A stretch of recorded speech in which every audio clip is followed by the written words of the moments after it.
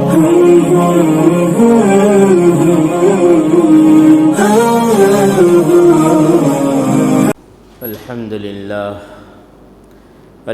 لله نحمده ونستعينه ونستغفره ونؤمن به ونتوكل عليه ونعوذ بالله من شرور أنفسنا ومن سيئات أعمالنا من يهده الله فلا مضل له ومن يضلله فلا هادي له ونشهد أن لا إله إلا الله وحده لا شريك له ونشهد أن سيدنا ومولانا محمدًا عبده ورسوله وبارك وسلم تسليما كثيرا كثيرا۔ میرے محترم دوستو بزرگو،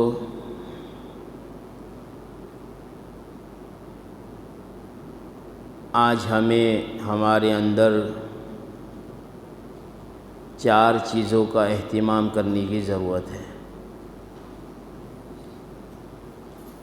سب سے پہلے تو ہم اللہ کی جتنی بھی دی ہوئی نعمتیں ہیں ان پر شکر کرنے والے بن جائیں، اس لیے کہ اللہ تبارک تعالیٰ شکر کرنے سے راضی ہوتا ہے۔ ہمارے بدن کے اندر جتنی نعمتیں اللہ نے دی ہے، آنکھ ہے، زبان ہے، کان ہے، ناک ہے، ہاتھ ہے، پیر ہے، ان کے موڑنے کے لیے آسان طریقے ہیں، کام کاج کرنے کے لیے آسان طریقے پیدا کیے ہیں۔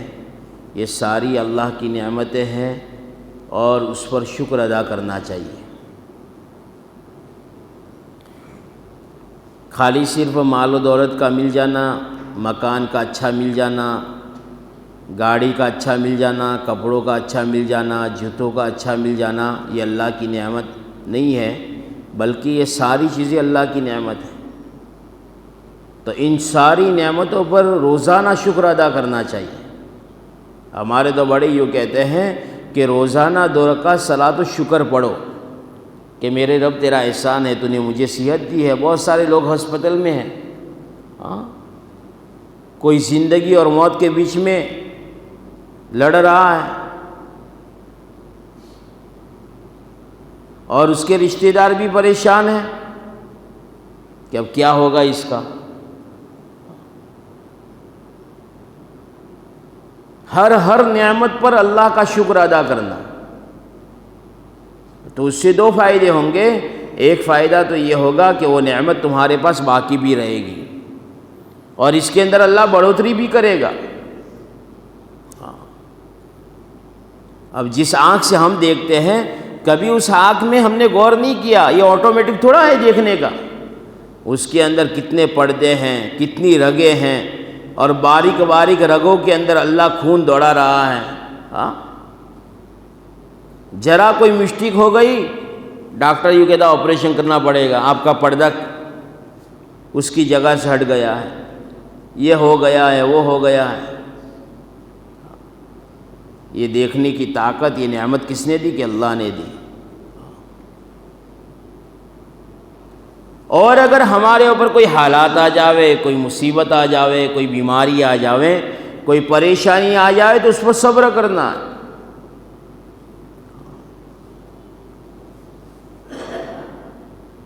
آدمی صحت مند تھا، بیمار ہو گیا، صبر کرے، اللہ کی طرف سے ہے، ان اللہ مع الصابرین، اللہ تو صبر کرنے والوں کے ساتھ ہے۔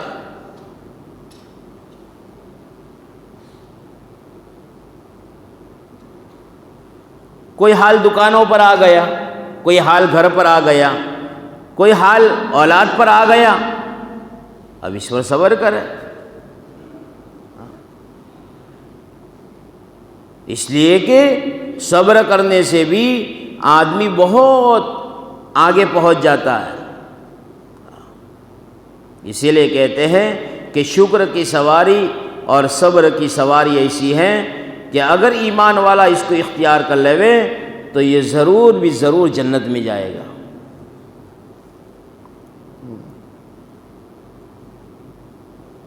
لیکن شکر کرنے کی توفیق ملے گی کب؟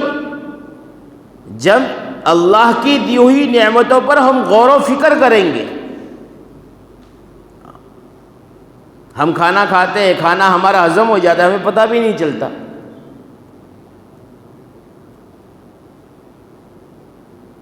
اچھی چیزیں بدن کے کام لگ جاتی ہے، بیکار کی چیزیں پاخانہ کے راستے سے اللہ باہر نکال دیتا ہے.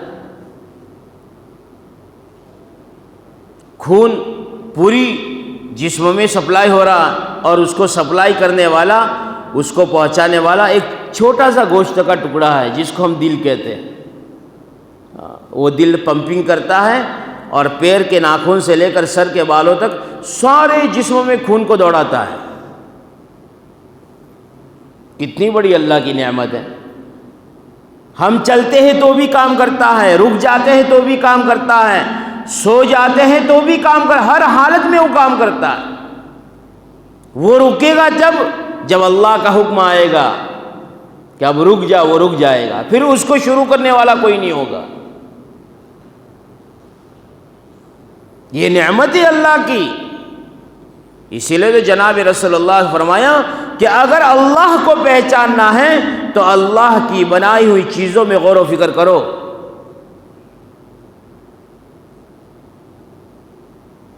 ہم بکرے کو کاٹتے ہیں اور اس کے دل کو نکالتے ہیں اور اس کو بیچ میں سے 2 ٹکڑے کرتے ہیں. کتنی باریک باریک سفید سفید رگ ہوتی ہے کہ ہمیں سمجھ میں نہیں آتا کہ اتنی باریک رگوں کے اندر سے خون چلتا ہوگا، لیکن اللہ چلا رہا ہے.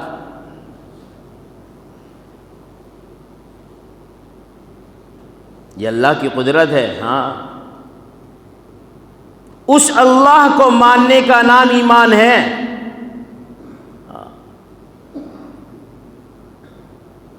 ہمیشہ شاکر بن جائے. اللہ تیرا شکر ہے، تو نے 2 روٹی مجھے کھلا دیا.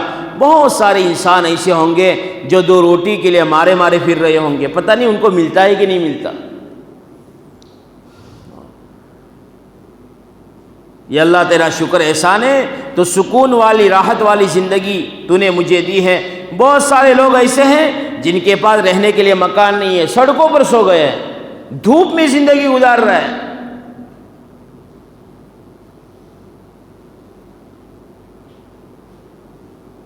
تو اللہ اور دے گا.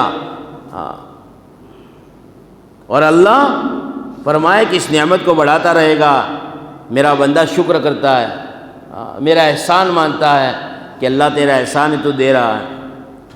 اگر اللہ ہمارے ہاتھ کے موڑ کو ختم کر دے وے اور ہاتھ سیدھا ہو جائے، مثال کے طور پر کسی کا ہاتھ ٹوٹ گیا اور اس پر پاٹا پٹی کر دی، انگلیاں بھی باندھ دی گئی، کوہنی سے ہاتھ باندھ دیا گیا، یہ ہاتھ سیدھا ہے، اب وہ کھائے گا کیسے؟ اپنی ضرورت کو پورا کرے گا کیسا؟ لیکن اللہ نے اس میں موڑ رکھے ہیں، انسان کو کسی کی ضرورت نہیں ہے، اپنی ضرورت اپنے ہاتھ سے پورا کر دیتا ہے. تو صابر بھی بننا ہے اور شاکر بھی بننا ہے. ہاں، اور اس کے ساتھ میرے دوستو، اگر کوئی حال آ جاوے، حال کے معنی کوئی احوال پیدا ہو جاوے، کوئی حادثے ہو جاوے، تو فوراً اللہ کی طرف متوجہ ہونا ہے. جیسے کہ آج مسلمانوں پر ہے، ہر طرف ظلم ہے، وہ بھی ہمارے مسلمان بھائی ہے. اس لیے کہ المسلم اخو المسلم، اللہ کے نبی صلی اللہ علیہ وسلم فرمایا مسلمان تو مسلمان کا بھائی ہے. اور یہ ہو ہی نہیں سکتا کہ ایک مسلمان بھائی تکلیف کے اندر کراہتا رہے، تڑپتا رہے، اور دوسرا اس کی آنکھوں میں پانی نہ آئے. یہ نہیں ہو سکتا. دنیا کی کسی بھی کنارے پر اگر کسی ایک مسلمان کی تکلیف ہے تو سمجھ لو یہ ہماری تکلیف ہے. یوں سمجھ کر رو اور یوں سمجھ کر اللہ کو منوانے کی کوشش کرے. ایسا نہیں بھئی ہماری یہاں تو کیا حالات ہے، وہاں پر حالات ہے. اللہ چاہتا تو یہ حالات ہمارے اوپر بھی لا سکتا تھا، لیکن اللہ کا شکر ہے وہ حالات ہمارے یہاں نہیں آئے ہیں.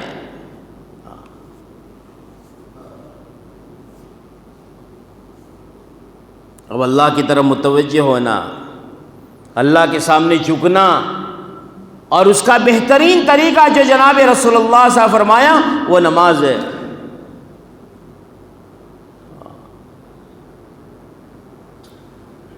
جب مسلمان ایمان والا رب کے سامنے کھڑا ہوتا ہے اور نماز کی نیت باندھتا ہے، کبھی رکوع میں جاتا ہے، کبھی سجدے میں جاتا ہے، کبھی اللہ کی حمد کو بیان کرتا ہے، کبھی اللہ کی ثنا کو بیان کرتا ہے، کبھی تسبیح کا ذکر کرتا ہے، کبھی قرآن کی تلاوت کا ذکر کرتا ہے، یہ ساری کی ساری عبادت ایک شکر ہے اللہ کا۔ سجدے میں جا کر یوں کہہ رہا ہے، اے میرے رب تیرے سامنے میں کچھ بھی نہیں ہو، جو کچھ ہو وہ تیری وجہ سے ہو، تو بڑا ہے۔ اسی لیے تو کہتے ہیں کہ نماز سے پہلے اللہ اکبر کہا جاتا ہے کہ سب سے پہلے اپنے دلوں میں اللہ کی بڑائی بٹھاؤ کہ اللہ اکبر، یہ اللہ تو ہی بڑا ہے، تیرے سوا کوئی بڑا نہیں ہے۔ اسی لیے مؤذن اذان کے اندر 6 مرتبہ اللہ اکبر کی صدا لگاتا ہے، شروع میں 4 مرتبہ کہتا ہے اور اخیر میں 2 مرتبہ کہتا ہے۔ یوں سنایا جاتا ہے ایمان والوں کو کہ مشرق سے لے کر مغرب تک، شمال سے لے کر جنوب تک، اور زمین سے لے کر آسمان تک اگر کوئی بڑا ہے تو اللہ ہی بڑا ہے۔ اسی اللہ کو پکارنے کا نام ایمان ہے، اور اسی اللہ کو ماننے کا اور اللہ کی ماننے کا نام ایمان ہے۔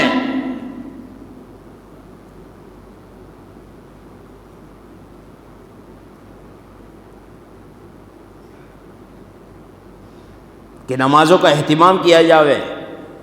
صرف جمعہ کی نماز نہیں میرے دوستو، نماز ثواب کی چیز نہیں ہے، نماز عبادت کی چیز ہے، اور عبادت اس کے وقت پر کی جاتی ہے۔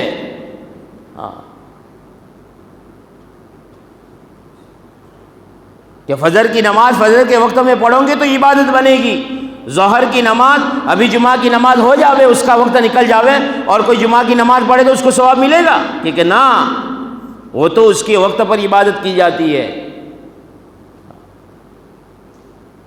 اور میرے دوستو 5 وقت کی نماز امت پر اللہ کے نبی صلی اللہ علیہ وسلم نے فرض بتایا ہے کہ اللہ نے فرض کر دیا ہے۔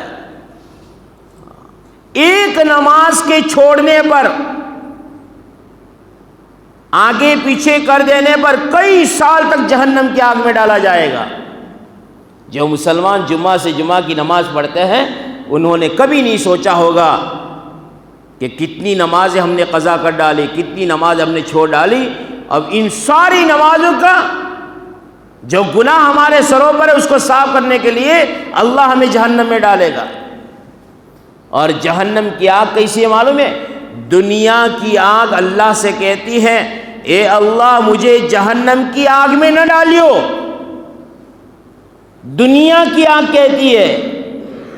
حدیث میں ہے اللہ کے نبی صلی اللہ علیہ وسلم فرمایا ہے کہ دنیا کی آگ اللہ سے یوں کہتی ہے اے اللہ مجھے جہنم کی آگ میں نہ ڈالیو۔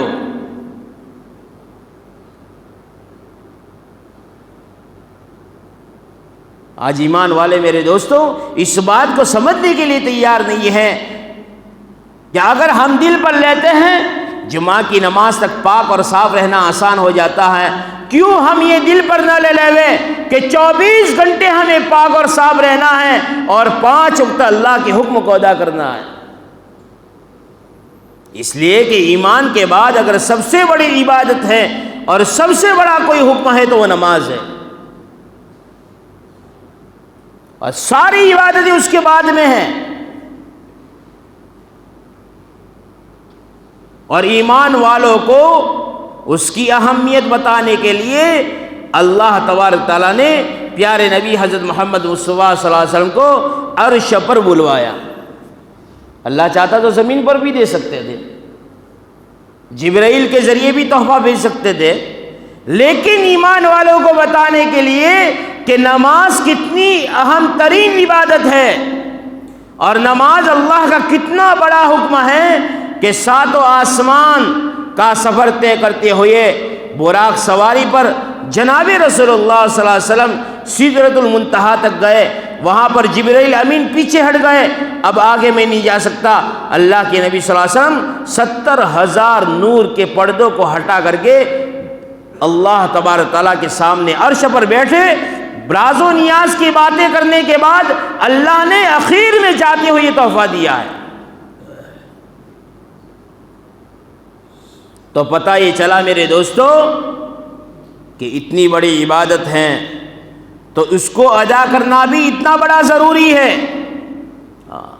ورنہ میرے دوستو ہر ایک کو مرنا ہے اور ہر ایک کو اپنی قبر میں جانا ہے، کوئی کسی کی قبر میں ساتھ نہیں آئے گا۔ ماں بیٹی کی الگ، بھائی بہن کی الگ، شوہر بیوی کی الگ، سب کی قبریں الگ الگ ہوگی۔ ہمیں بھی اپنی قبر میں جانا ہے اور ہمیں ہماری زندگی کا حصہ اور کتاب دینا ہے۔ اس کے لیے میرے دوستو فرمایا کہ اس کو ٹھان لو، طے کر لو کہ مجھے اللہ کے لیے نماز پڑھنی ہے، کسی کے کہنے پر نہیں، اللہ کو راضی کرنے کے لیے۔ اس لیے میرے دوستو فرمایا کہ ہم اس کا عزائم کریں، ارادہ کریں اور دل پر اس بات کو لے لے اور اس کو دعوت بھی دے، گھروں میں بھی کہیں، دوستوں میں بھی کہیں، رشتہ داروں میں بھی کہیں، بھائی چلو نماز پڑھنے، نماز کا وقت ہو گیا ہے۔ تو انشاءاللہ کیا ہوگا، اس سے ماحول بن جائے گا، کریں گے انشاءاللہ۔ اللہ تبارک تعالی ہم سب کو کہنے سننے سے زیادہ عمل کرنے کی توفیق نصیب فرمائے۔ وآخر دعوانا الحمدللہ رب العالمین۔